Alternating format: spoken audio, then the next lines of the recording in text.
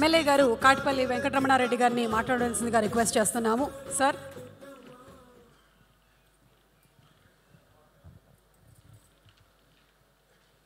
ఈ కార్యక్రమానికి విచ్చేసిన ముఖ్య అతిథులందరికీ, కళామ తల్లి బిడ్డలందరికీ, అందరికి కూడా నా యొక్క హృదయపూర్వక ధన్యవాదాలు. ఇట్లా లీడర్లను పిలిస్తే మళ్ళీ విలువకుండా లొల్లి చేస్తున్నారు.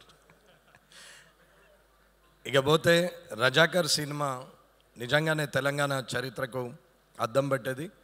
గతంలో గుర్రపు డెక్కలు సప్పుడు వచ్చినా, రజాకర్లు వస్తున్నారని బండి చప్పుడు వచ్చినా అందరూ కూడా పారిపోయి చైన్లలో దాచుకొని గడ్డివాములలో దాచుకునే సందర్భం. ఇంట్లో ఉన్నటువంటి ఆడవాళ్లకు రక్షణ లేదు, బయటకు వెళ్ళిన మగవాళ్లకు రక్షణ లేదు. పంట పండించిన రైతు తినే వరకు కూడా అది గ్యారంటీ లేనటువంటి సందర్భం. పుట్టాం కాబట్టి బతకాలి, చచ్చే వరకు ఉండాలి అనే పరిస్థితిలో ఆ కాసిం రజ్వీ చేసినటువంటి అరాచకాలకు దర్పణమే ఈ రజాకర్.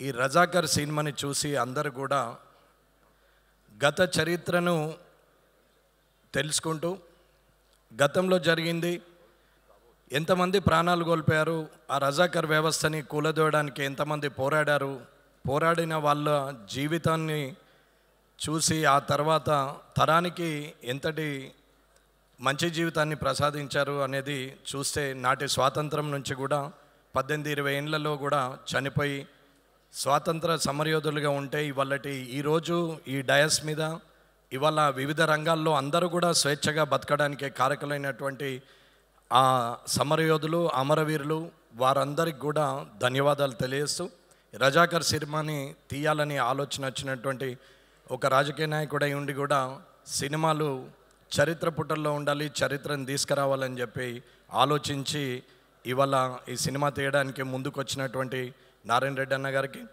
అలాగే సినిమా అనేది అతి తక్కువ ఖర్చులో ఎక్కువ సంతోషాన్ని ఇచ్చేది, అతి తక్కువ ఖర్చులో 10 మందికి అందుబాటులోకి వచ్చేటువంటి సినిమా రంగంలో లక్షలాది మంది ఆధారపడి ఉంటారు. ఒక్క సినిమా వెనకాల ఎన్నో వందల కుటుంబాలు బతికే పరిస్థితి ఉంటుంది. కాబట్టి ఇటువంటి చరిత్ర ఉన్నటువంటి సినిమాలు, ఇటువంటి గతాన్ని మనకి స్ఫురణకు తెచ్చే సినిమాల్ని ఖచ్చితంగా అందరూ చూడాలని కోరుకుంటూ, సినిమా భవిష్యత్తును చూపెడుతుంది, సినిమా గతాన్ని తిరిగి మనకు చూపెడుతుంది, వర్తమానంలో మనం ఎలా ఉండాలనేది చూపిస్తుంది.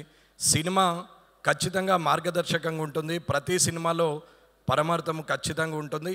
ఏ సినిమా అయినా ప్రతిదీ ఒక ఆనందాన్ని ఇస్తుంది కాదు, అందులో సూక్ష్మంగా చూస్తే మనకు సందేశాన్ని కూడా ఇస్తుంది. సందేశం ఇవన్నీ సినిమాలు ఏం లేవు. మా భూమి సినిమా నరసింహరావు గారు తీశారు, అప్పటి నుంచైనా ఇవాళ ఒరే రిక్షా సినిమా కావచ్చు, లేకపోతే చీమల దండు కావచ్చు, అలాంటి సినిమాలు కూడా ఇచ్చినటువంటి వారు ఉన్నారు. రేపటి పౌరులు సినిమా తీసిన టి కృష్ణ గారు కానీ, అలాగే కళాత్మకంగా తీసినటువంటి శంకరాభరణం సినిమా కావచ్చు, అలాగే దేవతల సినిమాలు తీసినటువంటి నాటి యుగ పురుషుడు ఎన్టీ రామారావు కావచ్చు, భవిష్యత్తుని చూపించినటువంటి జేమ్స్ బాండ్ మూవీలు తీసిన సూపర్ స్టార్ కృష్ణ గారు కావచ్చు, అలాగే అప్పుడు రేలంగి నుంచి మొదలు పెడితే ఇప్పటి బ్రహ్మానందం గారి వరకు కూడా ఇలాంటి ఆనందాన్ని కూడా ఇవ్వగలిగి ఈ కళామ తల్లి బిడ్డలైనటువంటి వీళ్ళందరికీ కూడా నిజంగా ప్రజలందరూ కూడా వారికి ధన్యవాదాలు తెలపాల్సిందే. అలాగే ఇక్కడ ఉన్నటువంటి ఏదైనా సరే, ఏ వ్యవస్థ అయినా సరే, అప్పుడైనా సరే, ఇప్పుడైనా సరే, భవిష్యత్తులో అయినా సరే, ఒక వ్యవస్థలో న్యాయం జరగనప్పుడు దానికి సమాంతర వ్యవస్థనే విప్లవంగా మారుతుంది.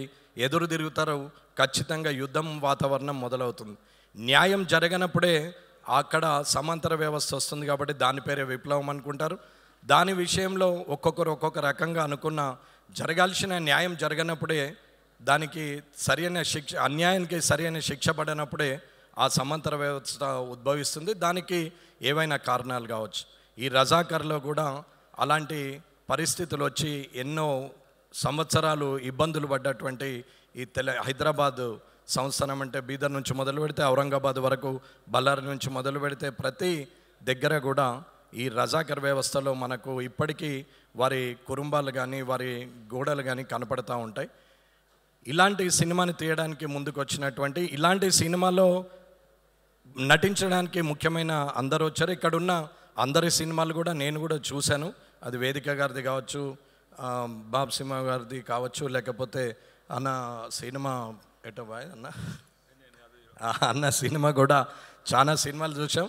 సరే సినిమా ఎక్కడో టీవీల ముందర చూసిన సుమ గారిని డైరెక్ట్గా చూసే అవకాశం కూడా వచ్చింది. కాబట్టి వారు మాట్లాడేది కానీ రాజీవ్ కనకాల గారు కానీ అది ఎప్పటి నుంచో చూస్తూ ఉంటాం టీవీలో.